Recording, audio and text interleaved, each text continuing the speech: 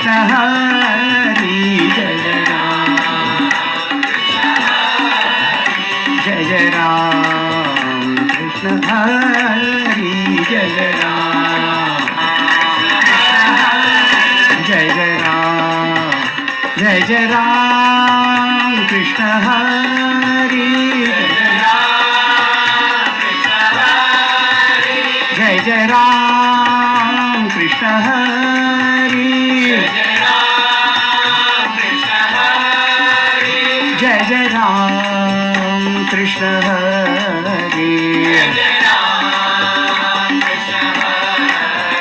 जय राम कृष्ण हरि जय राम कृष्ण हरि जय राम कृष्ण हरि जय राम कृष्ण हरि जय राम कृष्ण हरि जय राम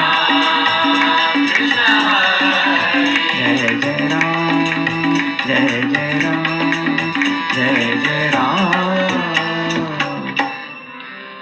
सियावर रामचंद्र की राधावर कृष्णचंद्र की सद्गुरुनाथ महाराज की जय।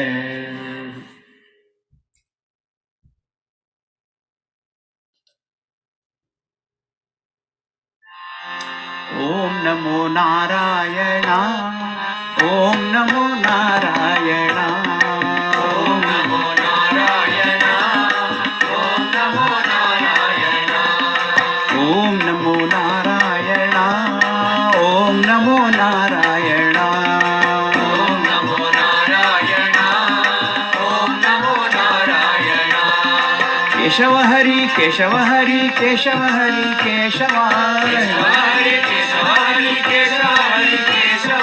केशव हरि केशव हरि केशव हरि केशव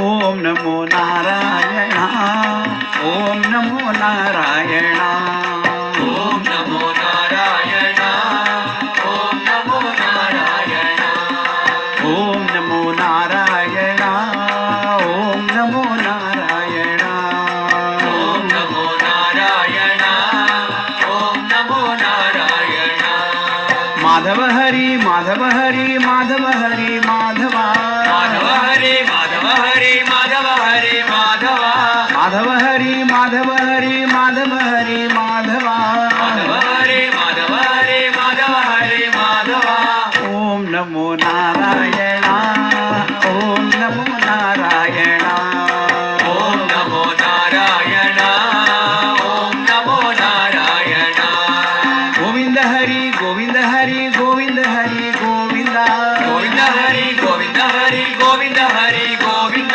गोविंद हरि गोविंद हरि गोविंद हरि गोविंद गोविंद हरि गोविंद हरि गोविंद हरि गोविंद ओम नमो नारायण ओम नमो नारायण ओम नमो नारायण ओम नमो नारायण ओम नमो नारायण ओम नमो नारायण ओम नमो नारायण ओम नमो नारायण ओम नमो नारायण ओम नमो नारायण ओम नमो नारायण ओम नमो नारायण केशव हरि केशव हरि केशव हरि केशव केशव हरि केशव हरि केशव हरि केशव माधव हरि माधव हरि माधव हरि माधव माधव हरि माधव हरि माधव हरि माधव गोविंद हरि गोविंद हरि गोविंद हरि गोविंद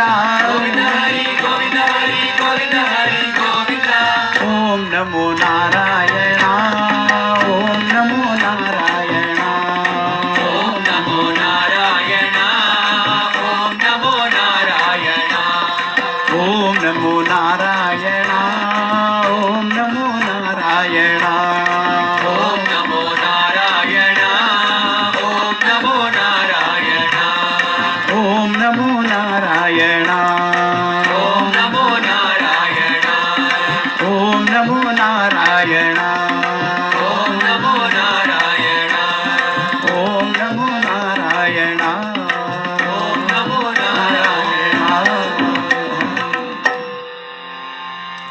श्री कृष्णचंद्र भगवान की जय, सद्गुरुनाथ महाराज की जय।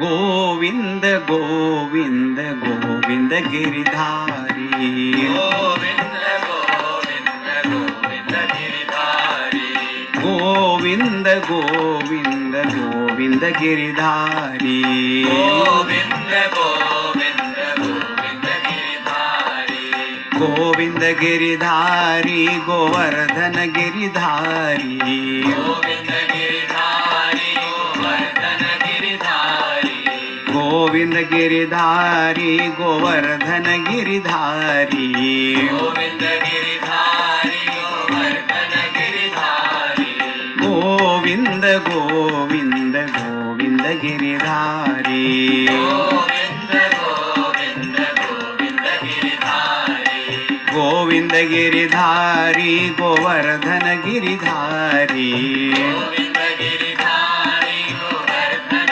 गिरधारी, श्याम सुंदर मदन मोहन वृंदावन बिहारी, श्याम सुंदर मदन मोहन वृंदावन बिहारी, श्याम सुंदर मदन मोहन वृंदावन बिहारी, श्याम सुंदर Madan Mohan Vrindavan Bihari.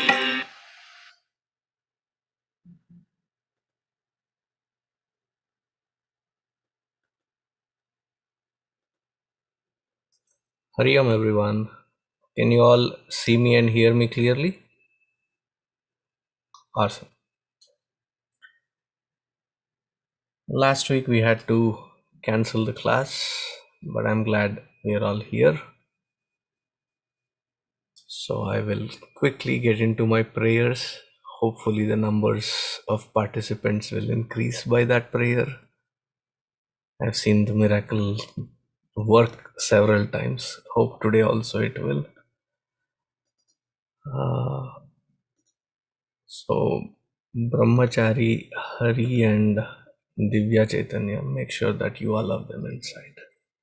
We'll start with 3 Oms Sahana Bhavatu Guru Brahma and then start with the questions that were given to all of you. These questions, about 20 of them or so. So if the numbers remain the same, maybe you'll get 2 questions. So let's see how it'll go today.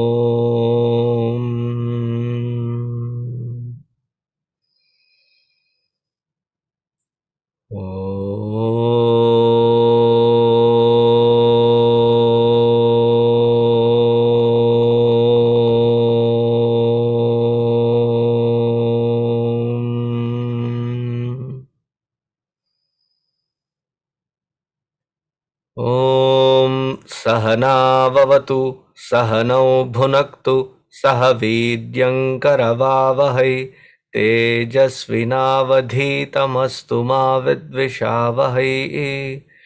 ॐ शान्तिः शान्तिः शान्तिः। गुरुर्ब्रह्मा गुरुर्विष्णुः गुरुर्देवो महेश्वरः गुरुरेव परं ब्रह्मा तस्मै श्री गुरवे नमः। तस्मै श्री गुरवे नमः।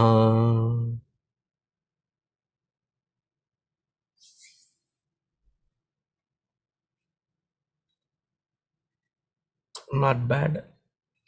A jump by 1 number. So let us start. Hari and Divya, make sure that you call, there is a specific word. Add a spotlight. Yes. So you add a spotlight. The first one that I will go with today is Suraj Patnaik. Kona hello, bhalo achhanti ki? ଆଜ୍ଞା ସ୍ୱାମୀଜୀ ଆପଣ କେମିତି ଅଛନ୍ତି? What should I say as answer? You can say ଭଲ Bhala ଅଛି. bhala achi. Mhm. Yes, bhala achi.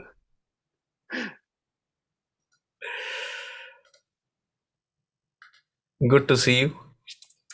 So let us begin with today's questions. Let me pull up the questions.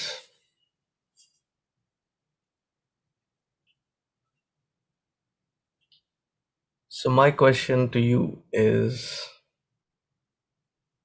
you want a serious question or a lighter question?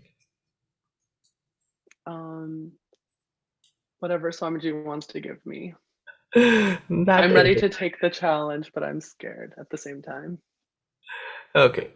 What does dexterity in action mean? Okay. Dexterity in action refers to performing a job well, and that basically means providing the solution which is best for that moment. So I think that Swamiji often refers to this whenever he's talking about it. He'll say, like, you don't necessarily have to give like 100% effort in every single task. It doesn't mean don't put in effort. It just means with regards to how much of yourself you're putting into it physically, for example. So like if you're trying to tack a picture onto a board, you're not going to use a hammer and a nail to do it. So you don't necessarily need to go like full force when you do something, but dexterity means you're able to evaluate the problem at hand, and then you think how you can best use your equipment to provide a solution in that moment. And so that requires a lot of careful practice. If anyone has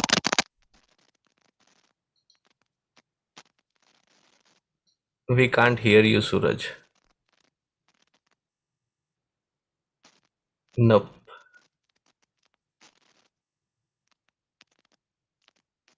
There is an interference in your Bluetooth, I believe.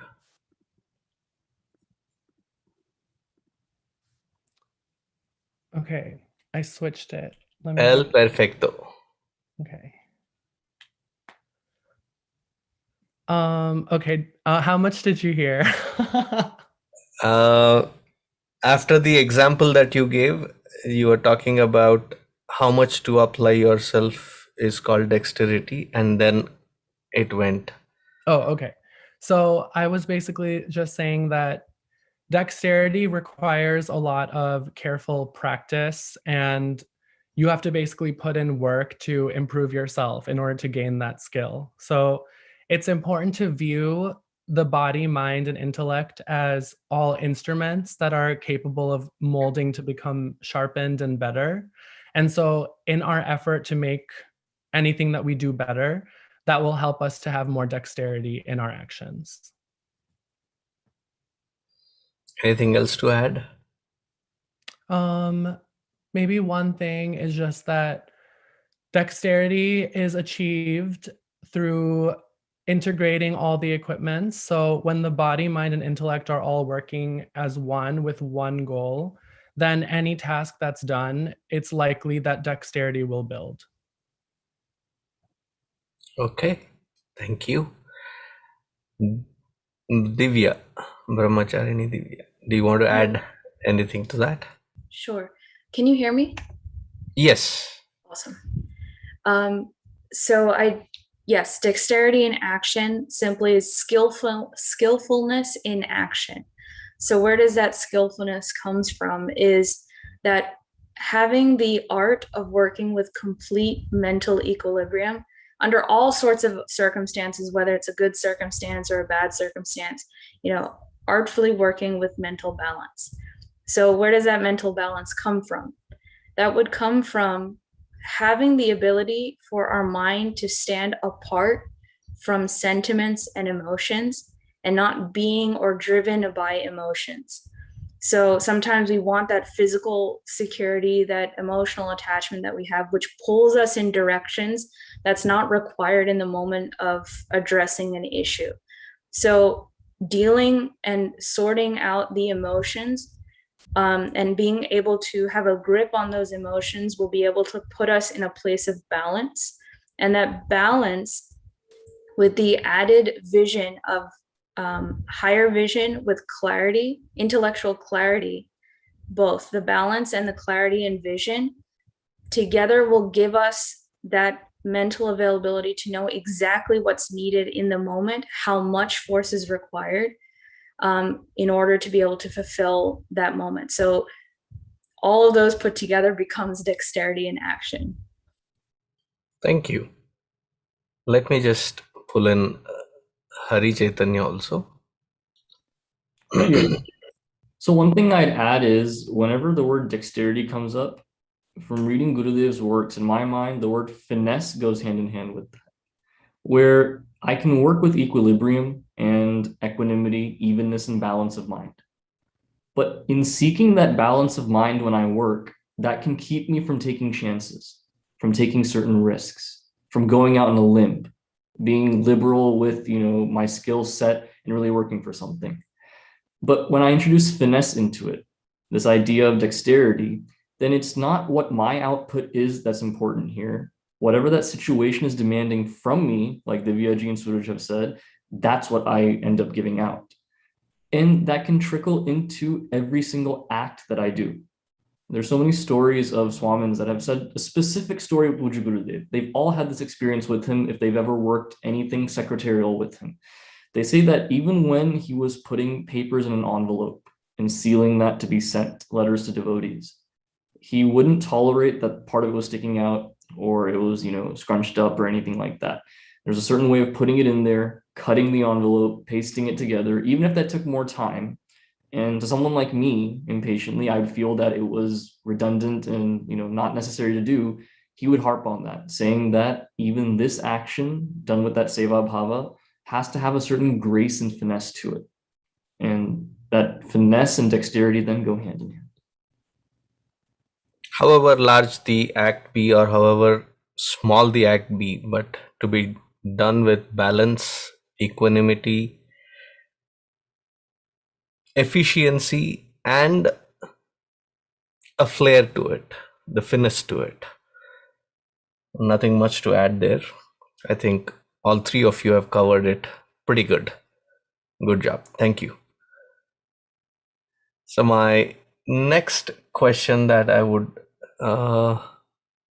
Shivani Revuru. Hari ఓం స్వామీజీ ఎలా ఉన్నారు? బాగున్నానమ్మా, నువ్వెలా ఉన్నావు?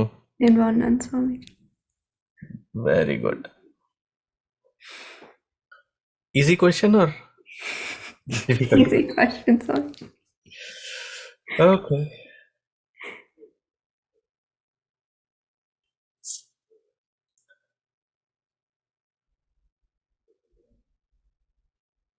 So I'll mix a question which is from last chapter and this chapter.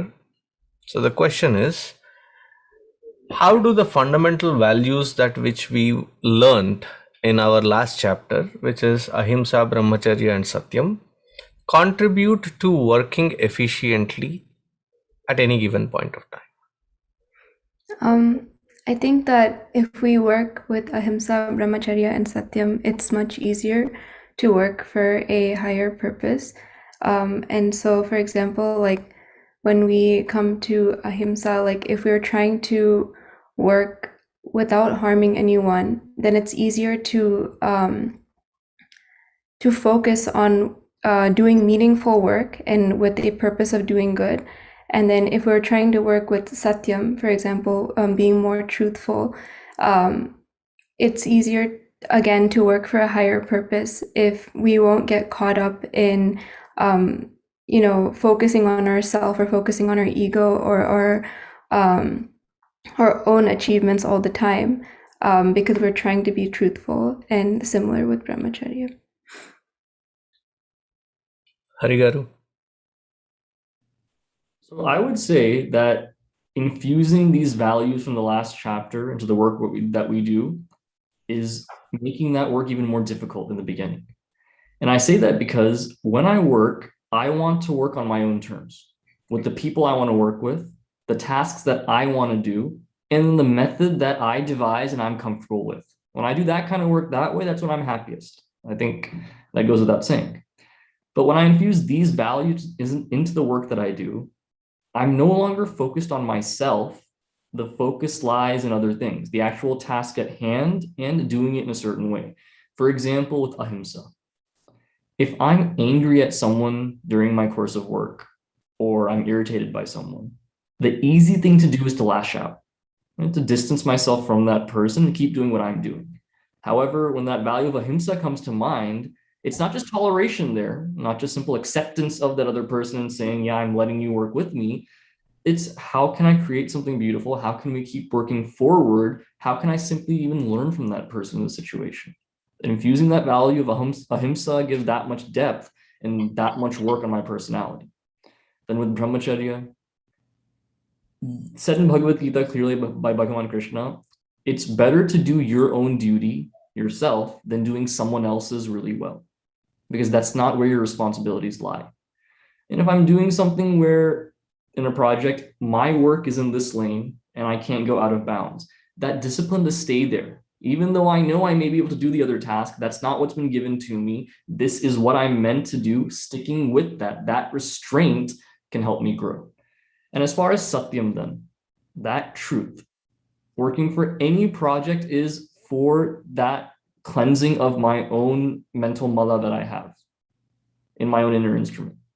And if I'm working with any other goal in mind for my personal aggrandizement, my personal fame, my own name being out there, my own validation in the eyes of someone that I respect, then my focus entirely shifts. And whether the work is good or not, the intention behind it leaves me high and dry. That's not my focus. So Satyam, that truth of me going to my inner core, understanding what my true essence is, understanding in that process, cleansing this inner instrument is necessary, then I'm aligned in everything that I do, as Suraj said for the previous question. Cool. You gave the examples. Let me consolidate it into the principle behind it. The principle is for anything to be efficiently done, we need to have the conviction and the will born out of that conviction. And that is where we say willpower. And the first part of willpower, which is will, we have in abundance. We keep entertaining so many different kinds of desires and bucket lists, and there's a lot. The list is unending. But we have never been either taught nor we have ever grown looking at in any system, whether it is school or home or any system, we have never been given an opportunity to learn how to power this will, how to get that power. Where do we generate that power from? Because without power, just this will, it will only create a restless active, but a restless mind which is constantly agitated and fidgety. And at the end of the day, you feel so drained, you feel so powerless that it seems pretty hollow inside. But how do you fill it in? How do you fill it with this power? The power is in practicing Ahimsa, Brahmacharya and Satyam, and that brings the power to the will and gives it a sense of direction. And that is where the efficiency increases. So that is the principle behind it. Thank you both for answering. So my next question is to Naya. Hari Om, Sukhabar. Hey, Swamiji. How are you? Oh, ekdam saras. Can you speak Gujarati? Total Thodu project. thodu? Thodu thodu? How is the college? Doing better? Good. 1 month in already. Settling in. Good, good. The question for you that I have is, we have so many ideals. How do we end up, when we say we accept the ideal as my own ideal, how do we end up accepting something as my own ideal?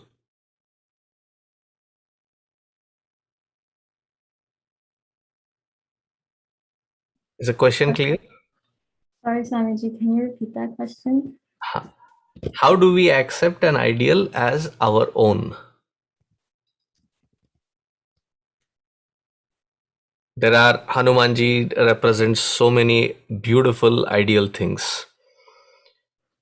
Bhagwan Ramchandra ji represents so many beautiful ideal things. So when you see somebody awe-inspiring, that should be the ideal that I should own. I should make it my life's purpose. What is it that connects us to make it our own ideal? Okay, so I'd first start off with knowing exactly what inspires me and and how it would affect me and the society around me. Is it righteous? Does it benefit me? Does it benefit everyone around me? And it should be geared towards the higher good, a higher goal. And so it shouldn't just benefit me, it should be for everyone. And so it should so to accept this ideal as my own, it has to be, I have to first gain a clarity and I have to first gain a clarity and conviction. I have to commit to it. I have to develop the necessary skills, talents, and I need the efficiency to meet this goal of mine. And so by living a value-based life of morality, ethics, righteousness, I will develop the courage to carry on without losing focus and without compromising to finally reach this higher ideal. Does that make sense? Awesome. Yes, definitely does. Divya, do you want to add anything to it? Sure.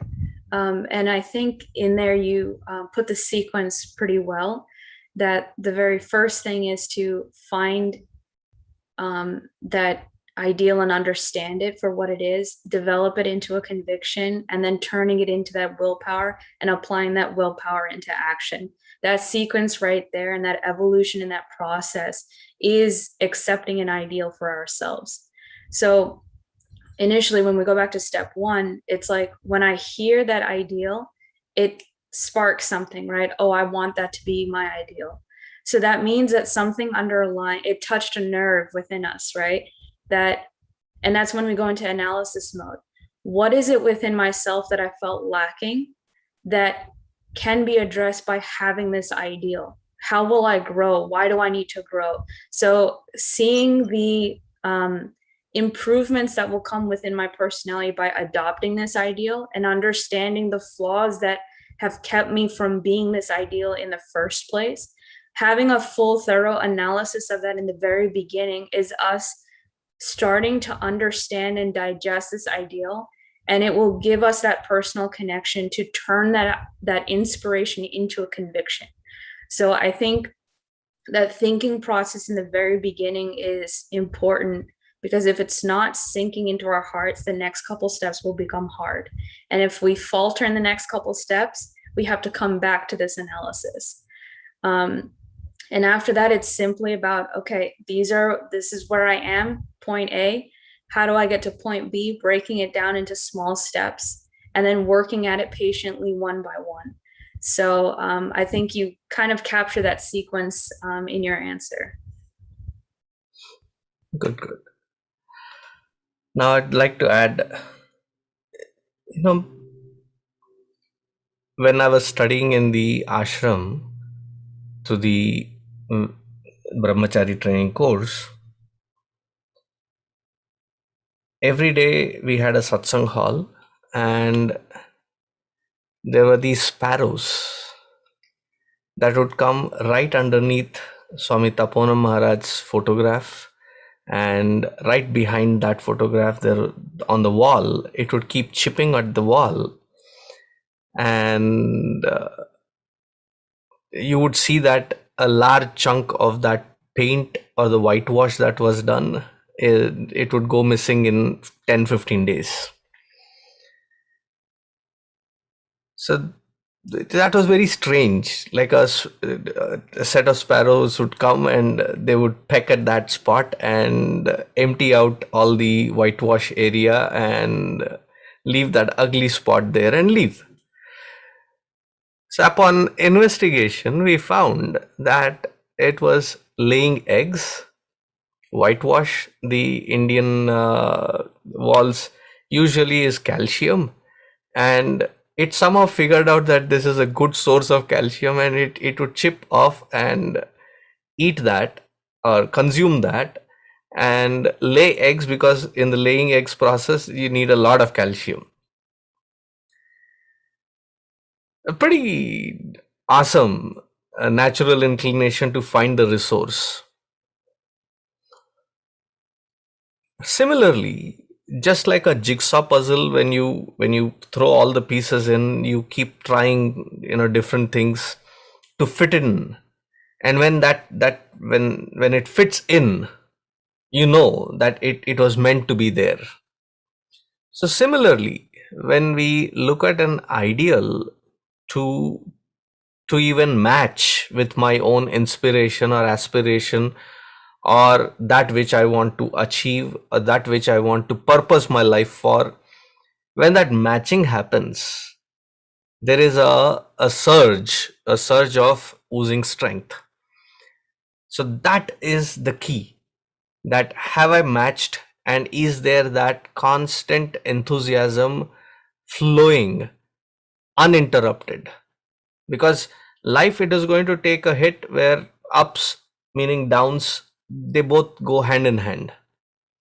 In spite of the up and down, to be able to pull myself back and restart without giving up, I think that when it matches, that enthusiasm is what keeps us going.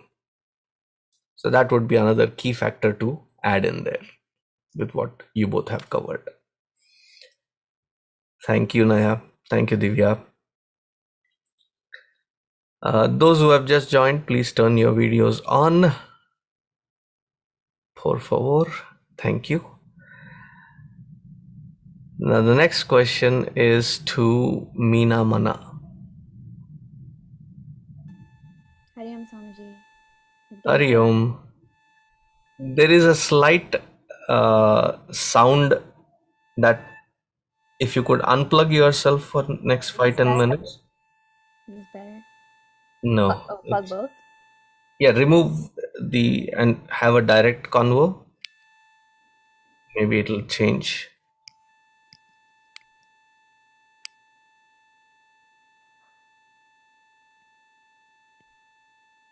Do you guys also hear a faint hum? Okay. Okay. No, I said unplug it completely Unplug and it. much better. I think I should also offer Zoom technical classes. Technical classes, Zoom would be appreciated. Doing well? Yes, doing well. Okay, good. Now the question for you is, I'll take it in a very simple but a very deep question.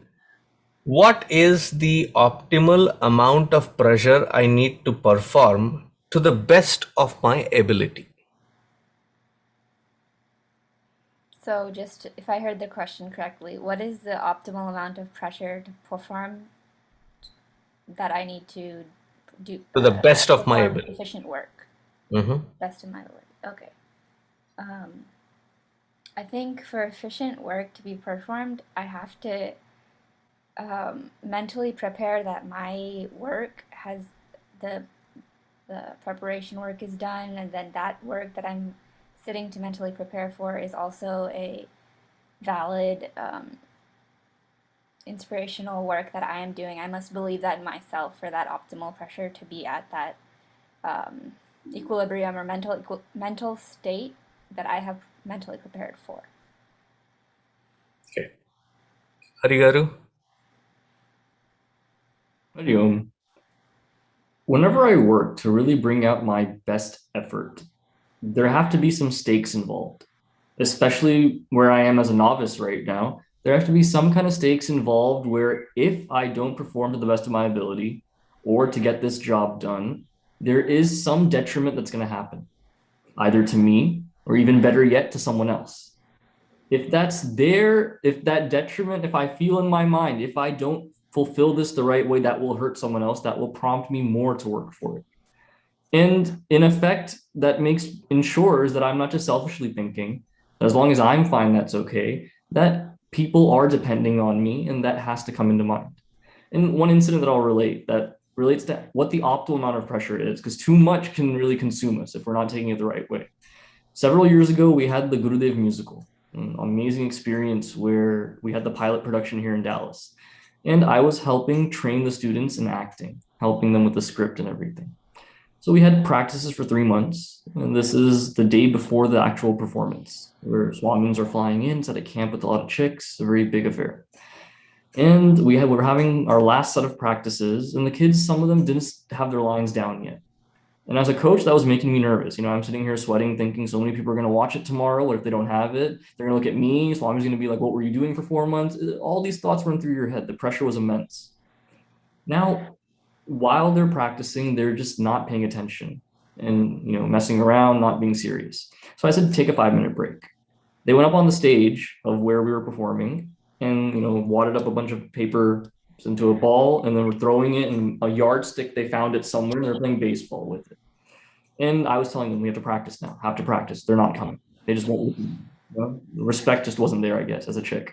So then they still played. And I said, okay, I'm taking 5 minutes. By the time I come back, you guys better be, ready to go, or else I'm going to blow my lid. I'm just so angry right now. And I was walking out, Swamiji was coming in, and I said, Swamiji, I can't talk to him anymore. You set them straight. I'm done. And I walked out.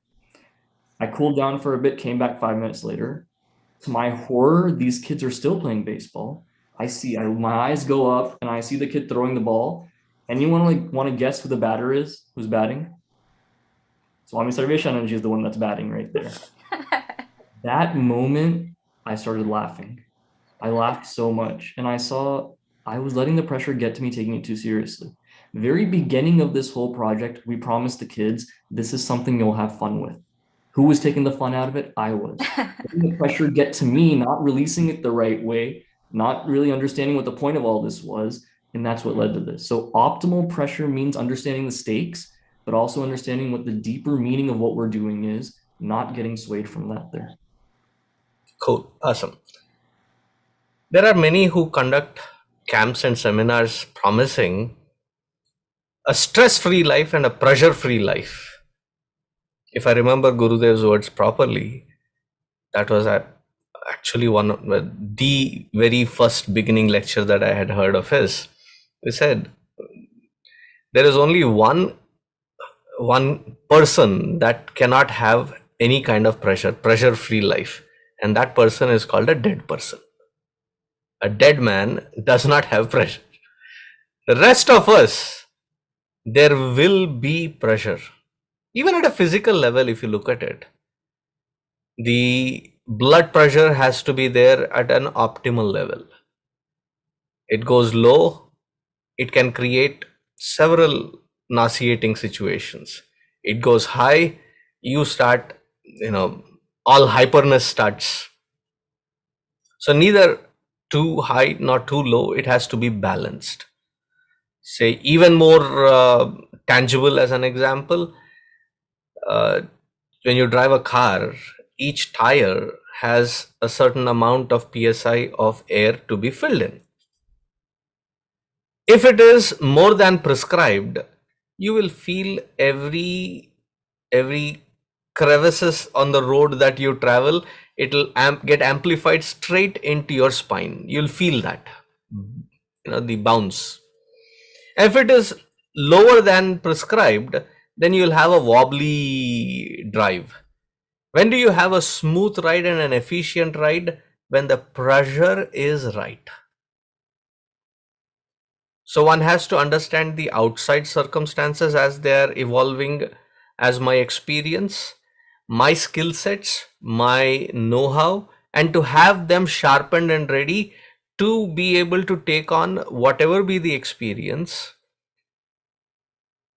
And that is where the pressure transforms into pleasure of being in the act and enjoying it while you're doing it, when all of these match in.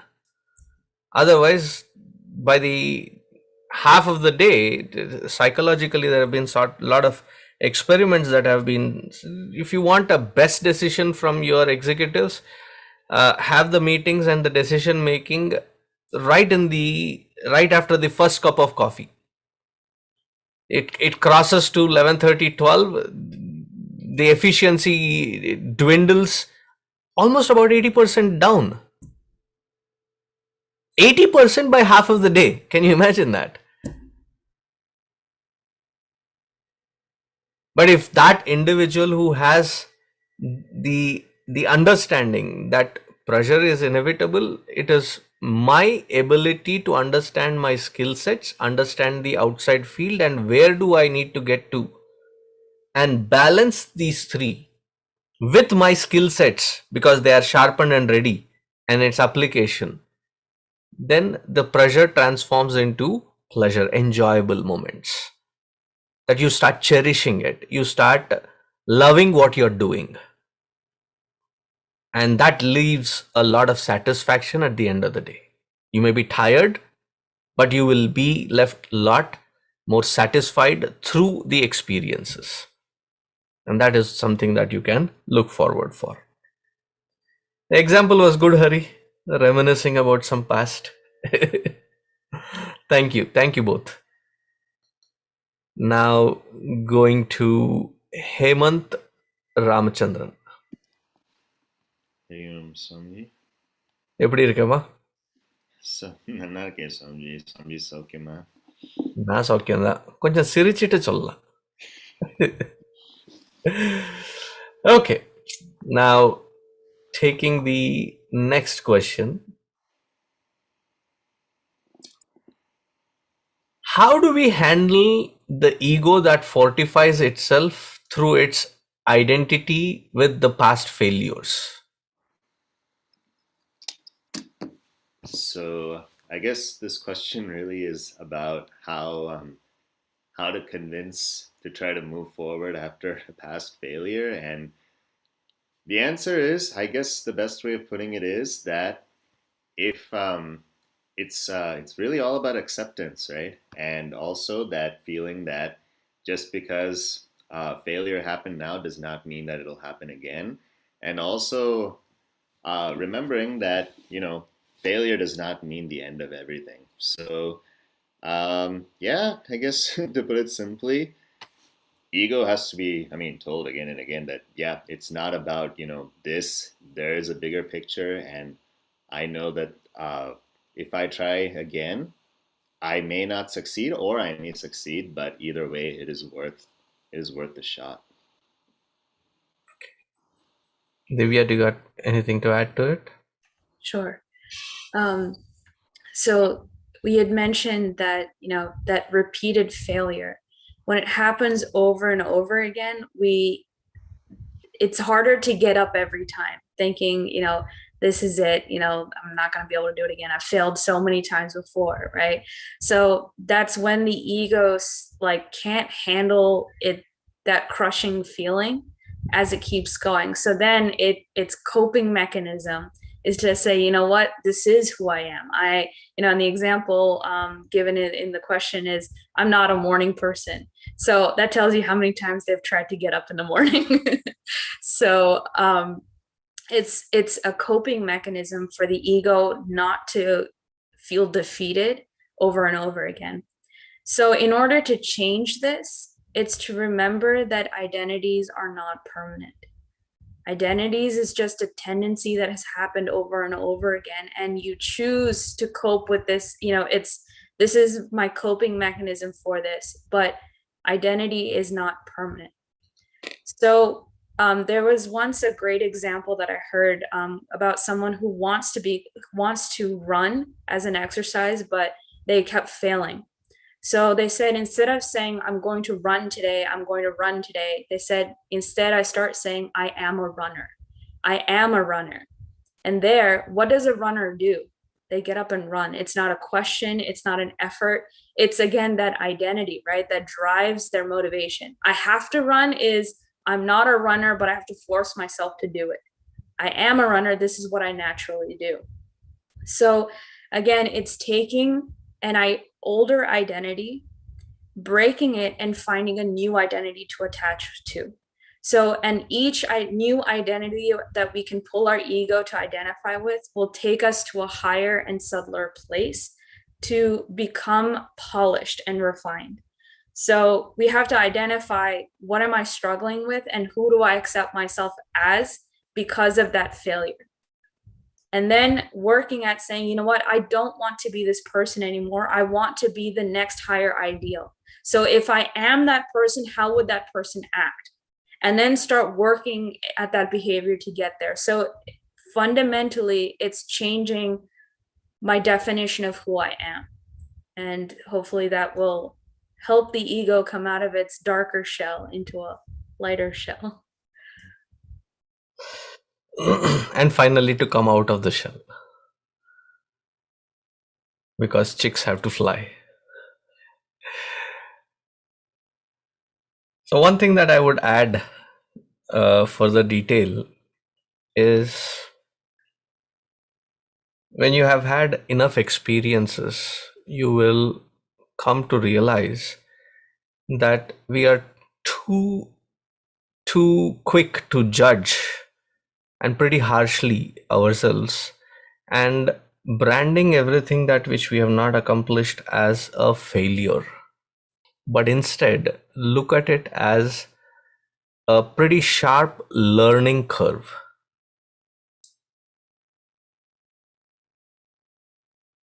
And that change, to look at every experience as a method, a simple one, but a method to learn, and learn through my own experiences, that which, when usually comes through the books or others, I listen to it a couple of times and afterwards it doesn't get through or get in.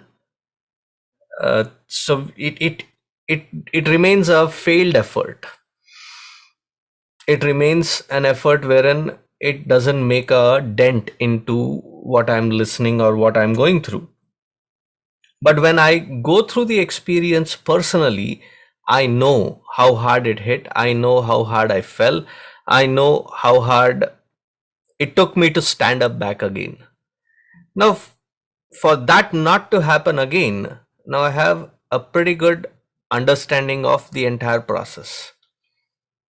And then with what Divya just said, adding it into the process and looking at the data points that I have gotten through my earlier efforts.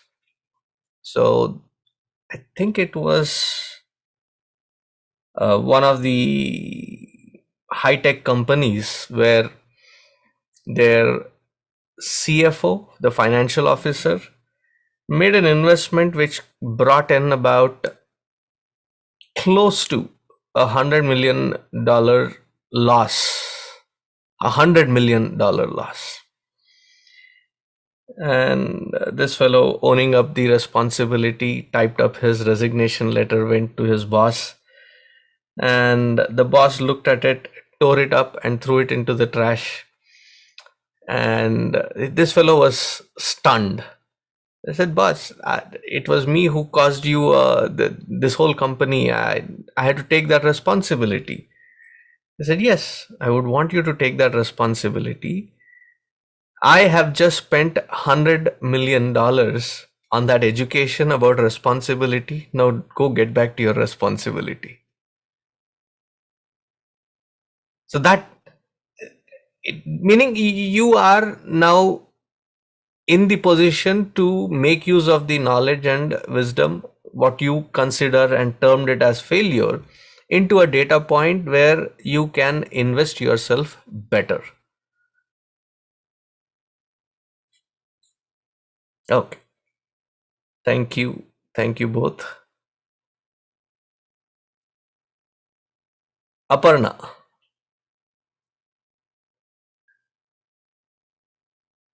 Hariom, कैसे हो? हरिओम स्वामी जी, बढ़िया। आप कैसे हो? मैं एकदम बढ़िया हूँ. So the question for you is, we must stay alert to the energy leakages that may occur in our day-to-day life, even without our knowing. So these energy leakages keep happening. How do I stay alert to something that I may not even recognize? I may not know beforehand what is leaking my energy. Like I won't recognize it beforehand, but I will know afterwards, after it's leaked. Swamiji had mentioned in Gurudev writes about all the feelings that accompany a lot of energy leakages, and that's tiredness, a lack of motivation, lethargy, or like a general hollowness. If I'm feeling an excess of that and I'm noticing that there's a pattern, then I have to look retroactively and I have to see what could be causing that. And then I analyze, am I going about my actions with the right attitude and intention, or am I literally doing wrong actions, doing the wrong things? And if there's some combination of that, I'm not aligning myself with my ideal, then there's this energy leakage. Yeah, and then after I go back and I reflect, I'll know now that this is what is happening, and maybe I can be more alert. And if I notice that there is a tendency of my mind to wander and my BMI isn't integrated, then I'll be alert to it. And once I change it and I see once I go back and I check and I go through it again and I see there's less feeling of tiredness and hollowness and so on, I'll know that I fixed whatever leak that was there. I can put a stopper in it. Harigaru. Aparna beautifully diagnosed the problem. So if anything to add, I'd just say one method then to observe what she was saying is there's one set of essays by Pujya Gurudev entitled The Pursuit of Happiness. And in one of them, he goes into looking at the mind and 3 aspects of our thoughts to pay attention to really analyze. One is, what is the quantity of my thoughts?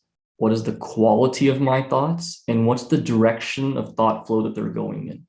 Now, when it comes to these energy leakages that are hard to identify and stay alert because they happen without my knowing really, if I look at my thoughts and I see that for something I'm doing or a line of thinking I'm trying to abide by, if there are so many superfluous thoughts coming in that are irrelevant, that's an energy leakage.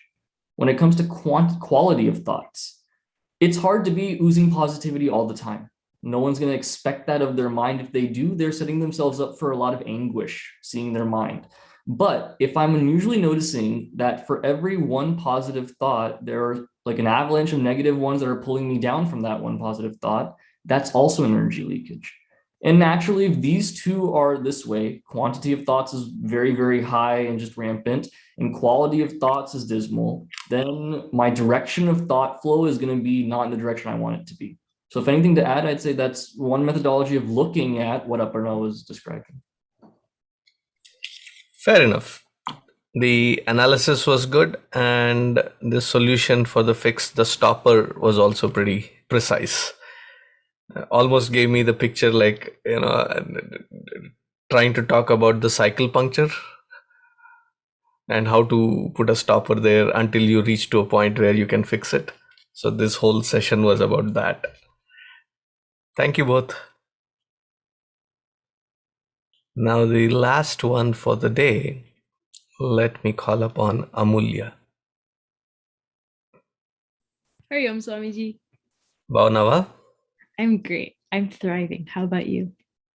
I am awesome. Cool. Okay. The Next question that I have for you is, there are 3 steps that Gurudev mentions: generating dynamism, conserving energy, and channelizing the energy into a chosen field. So the question is, must the 3 steps be done in order, completing one before moving to the next to achieve dynamism and perfection? Why or why not? Those 3 things are generating dynamism, conserving dynamism, and channelizing it into the chosen field. Okay. Um, all I can say from my personal experience is that I don't think it's ever worked in that same order. Oh no. What Okay. happened? I don't know. Something happened. I don't know. But it's never happened in that order before for me. I have found that sometimes I'll have like a conviction to be like, oh, I want to channel my energy into achieving this goal, but I don't know how to conserve or generate that momentum to allow myself to achieve that goal, or I don't know how to achieve that goal. And so I am a little like, I like traverse a path that I don't know what I'm doing. And then I finally stumble upon the right path and I'm like, oh, cool, this is how I want to get to my goal. And there's a lot of failures that accompany that. Sometimes I will have like this conviction or motivation. I'm like, I want to achieve this goal over here, but I don't know how to like generate the momentum from my friends to help me out to create this common community goal. So I think there are a lot of different pathways that we can take to achieve a goal, but it doesn't always have to follow this structured order of like, oh, we're going to first generate something, then we're going to conserve our momentum and then do something. Also, I think having an expectation for how things have to be done creates a lot of like anguish and anxiety, and then we end up putting too much pressure on like the pathway of achieving that goal, that we don't ever put enough emphasis on like achieving the goal or what we learned during this pathway, and then we just get lost in the small fine details. And then that prevents us from seeing like the bigger picture and achieving what we're actually meant to achieve. I hope that answered the question. Okay, let's see. Divya? For this question, I would think about how a river flows. The river is already flowing, the banks are already in place, and there's already a direction for the river. So when action is being done, all of these 3 things are happening and are existing at the same time. The purpose that it is broken into these 3 steps is that when we're unsuccessful in an act, right, and we need a litmus test of where something is going wrong, then we need this breakdown of where do I look to fix the problem? Is there not enough energy being generated? Am I losing the energy that's there? And am I not even headed in the right direction? So when the act is successful, then all 3 are already well established and working together. And when it's a problem, this is when I need that breakdown of 3 to find out where do I need to address it. So I hope that answered that question.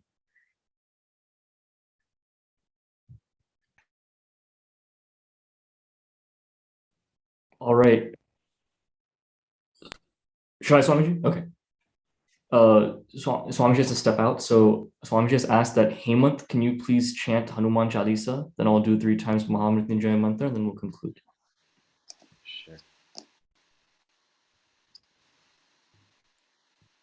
Shri Guru Charana Saroja Raja Nija Mana Mukura Sudari Barno Raghuvar Bimala Jasu Jodhayak Falachari Buddhihina Tanu Janike Sumiro Pavana Kumar Balabudhi Vidya Dehu Mohi Harahu Kale Savikar जय हनुमान ज्ञान गुण सागर, जय कपीश तिहु लोक उजागर, रामदूत तुलित बल धामा, अंजनी पुत्र पवन सुत नामा, महावीर विक्रम बजरंगी, कुमति निवार सुमति के संगी, कंचन वर्ण विराज सुवेसा, कानन कुंडल कुंचित केसा, हाथ वज्र ध्वजा बिराजे, कांधे मूंज जनेयु साजे, शंकर सुवन केसरी नंदन, तेज प्रताप महाजगवंदन, विद्यावान गुणी अति चातुर, राम काज करिबेको आतुर, प्रभु चरित्र सुनिबेको रसिया, राम लखन सीता मन बसिया, सूक्ष्म रूप धरि सियहि दिखावा, बिकट रूप धरि लंक जरावा, भीम रूप धरि असुर संहारे, रामचंद्र के काज सवारे, लाय सजीवन लखन जियाए, श्री रघुवीर हर शिवर लाए, रघुपति कीन्ही बहुत बड़ाई, तुम मम प्रिय भरतहि सम भाई, सहस बदन तुम रोजस गावे, हस कई श्रीपति कंठ लगावे, सनकादिक ब्रह्मादि मुनीसा, नारद सारद सहित अहिसा, यम कुबेर दिक्पाल जहाते, कवि कोविद कहि सके कहाते, तुम उपकार सुग्रीव ही कीना, राम मिलाय राजपद दीना, तुमरो मंत्र विभीषण माना, लंकेश्वर भय सब जग जाना, युग सहस्र जो जन पर बानु, लील्यो ताहि मधुर फल जानु, प्रभु मुद्रिका मेलि मुख माहि, जल दिलांगी गए अचरज नाही, दुर्गम काज जगत के जेते, सुगम अनुग्रह तुमरे तेते, राम दुआरे तुम रखवारे, होत न आज्ञा बिनु पैसारे, सब सुगल है तुम्हारी शरण, तुम रक्षक काहू को डरना, आपन तेज सवारो आपे, तीनों लोक हाकते कांपे, भूत पिशाच निकट नहीं आवे, महावीर जब नाम सुनावे, नासे रोग हरे सब पीरा, जपत निरंतर हनुमत बीरा, संकट से हनुमान छुड़ावे, मन क्रम बचन ध्यान जो लावे, सब पर राम तपस्वी राजा, तिनके काज सकल तुम साजा, और मनोरथ जो कोई लावे, सोई अमित जीवन फल पावे, चारों युग परताप तुम्हारा, है प्रसिद्ध जगत उजियारा, साधु संत के तुम रखवारे, असुर निकंदन राम दुलारे, अष्ट सिद्धि नव निधि के दाता, असवर दीन जानकी माता, राम रसायन तुमरे पासा, सदा रहो रघुपति के दासा, तुमरे भजन राम को भावे, जन्म जन्म के दुख बिसरावे, अंत काल रघुवरपुर जाई, जहाँ जन्म हरि भक्त कहाई, और देवता चित्तन धरई, हनुमत से ही सर्व सुख करे, संकट कटे मिठे सब पीरा, जो सुमिरै हनुमत बलवीरा, जय जय जय हनुमान गोसाई, कृपा करो गुरुदेव की नाई, जो शत बार पाठ कर कोई, छूटहि बंति महासुख होई, जो यह पढ़े हनुमान चालीसा, होई सिद्धि साखी गौरीसा, तुलसीदास सदा हरिचेरा, की जय नाथ हृदय महडेरा, की जय नाथ हृदय महडेरा, पवन तनय संकट हरण, मंगल मूर्ति रूप, राम लखन सीता सहित, हृदय बसौ सुरभूप, सियावर रामचंद्र की जय, पवन सुत हनुमान की जय, उमापति महादेव की जय, बोलो भाई सब संतन की जय। Shri Satgurunath Maharaj ki jai. All right, I'll chant Shri Mahamrityunjaya mantra 3 times. Om Trambakam Yajamahe Sugandhim Pushtivardhanam Urvarukamiva Bandhanan Mrityor Mukshi Yamamritaat. Om Trambakam Yajamahe Sugandhim Pushtivardhanam Urvarukamiva Bandhanan Mrityor Mukshi Yamamritaat. Om Trambakam Yajamahe Sugandhim Pushtivardhanam Urvarukamiva Bandhanan Mrityormukshi Yamamritaat. Om Purnamadav Purnamidam Purnat Purnamudachyate Purnasya Purnamadaya Purnameva Vashishyate. Om Shanti Shanti Shanti. Harihi Om Shri Gurubhyo Namaha. Harihi Om.